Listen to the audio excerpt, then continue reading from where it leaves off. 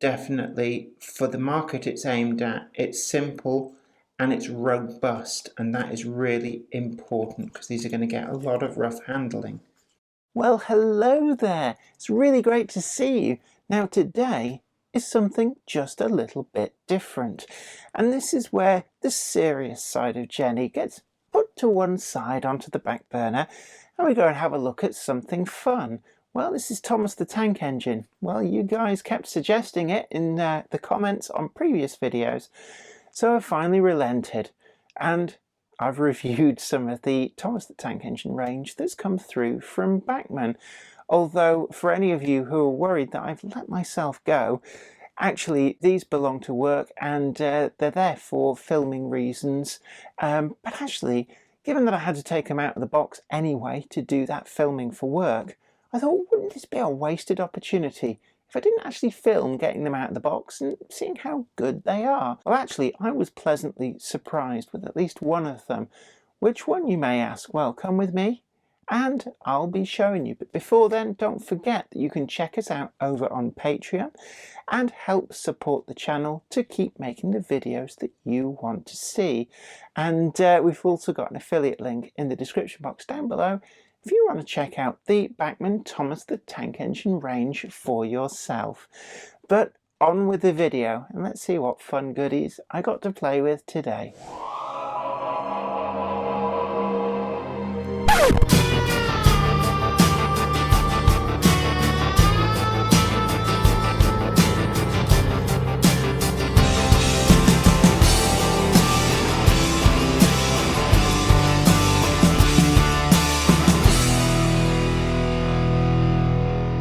What we've actually got here is Diesel from the Thomas the Tank Engine and Friends range. I was actually quite surprised. It's pretty much a sort of a hybrid of their Bachmann's main range diesel shunter, Class 8 shunter, but there are a number of differences, so I'm going to go into that very, very quickly. And then we've also got Emily.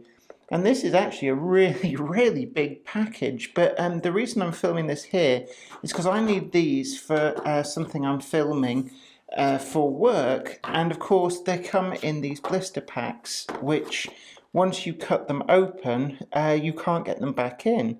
And there's actually quite a range on there. There's no Murdoch though, which I can only assume may come at some point in the range, but I know in the older Hornby-based range, that is going for some stupid money. I'm going to stop filming a moment and I'm going to cut them open. I'm not a huge fan of these blister packs, although I can imagine on shelves these make them very eye-catching for the intended younger market. Now these were bought in the US and shipped here, and I couldn't tell you what the RRP is. But they've actually got moving eyes and all sorts. But this Sterling single is it's actually quite a nice model. I've got my eye on one of these. I think with the face changed, that could be quite interesting. So I'm going to cut them both open and see what we got. It seems a shame really to cut into these, but I am just going to hack them open. You could imagine that there's absolutely no chance of a small child getting into these in the shop. So just going to cut through, and I've got this awful feeling that yes, I have managed to cut through the instructions, so that's my fault. There's probably a better way of doing this, and you just pull that out, and it's got a very basic finish that's completely smooth on the sides. There's actually no hint whatsoever of side panel detail. I've got the face on the front, quite robust. It's clearly intended for a younger market. Older, wider style tension lock couplings. Some really tiny wheels on there as well. So now that I've worked out how you're supposed to get into these, some very sharp edges, which I can't say I'm hugely impressed. Hey kids, yeah, make sure you get a responsible adult to open these for you. Just, right, so I'm going to lift that out, There will be some instructions buried away in here, so take that out. Unfortunately with these, there's not really anything that you can store these in. I'm going to keep the inserts, but in terms of everything else, Emily, which I believe is the Sterling single alike as name, is actually quite nice. Robust but simple, I think would be the best way of describing her. And just hooks together. There's a drive. That's interesting. The drive on Emily is to the big single wheels, but also what appears to be, what from the side looks like the front wheel of the front bogie. And actually, that front wheel just slides from side to side. So we've actually got four-wheel drive. It'd be interesting to see how well that works. And then another wheel at the back that's got a lot of sideways play. The lining is fairly simple. There's nothing really in the cab. There's no cutout for the spectacle plates. It really is a very, very simple model. No sprung buffers. And the colouring is very sort of like primary colours with the emphasis on robust. But actually the paint finish is nicely done. And they do seem to be quite robust. Ditto for the tender. Not so much weight on this, but enough. And the wheels, just seeing, now the wheels are different. So it's going to be interesting to see how well these work.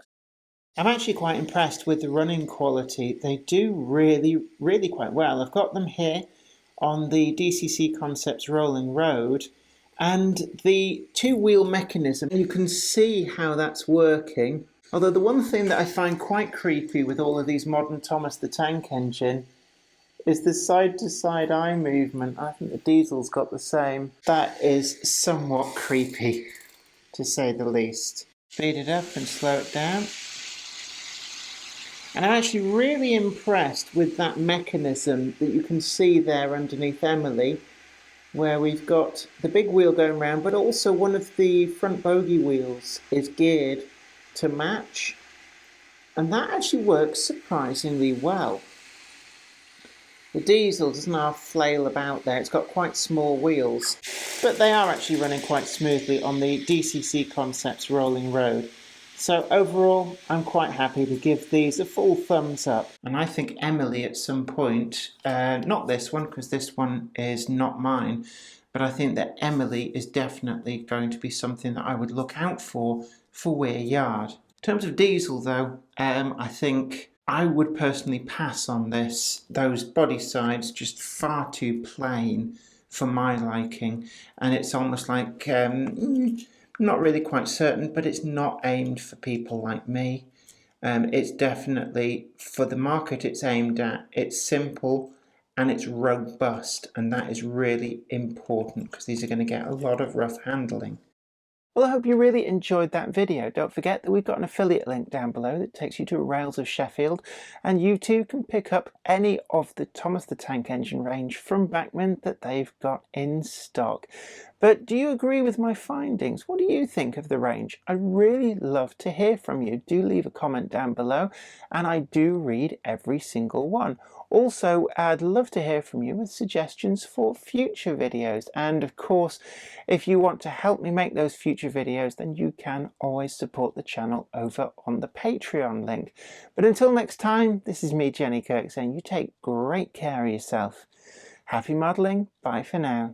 I'd like to send out a huge thanks to everybody who supports me on Patreon, and an extra special huge thanks goes out to Anthony Kidson, Offshore Allen, oorail.co.uk, Michael Lockie, Helen Sink, Peter Bolton, Brian and Dorothy Mudd, Gary Lewis, David Quinn, Sparky107107, George Botterini, Chris Moss, Robert Steers, MD of San Juan Model Company and Grantline Products, Sam Yates, Dale Williams, John N. from NC, NYMRish, Jonathan Foster, Peter, Graham Foster, Clifford Ison, Larry W. Grant, NI Railways 4000 class, Ian Coulson, and Alan Dickerson.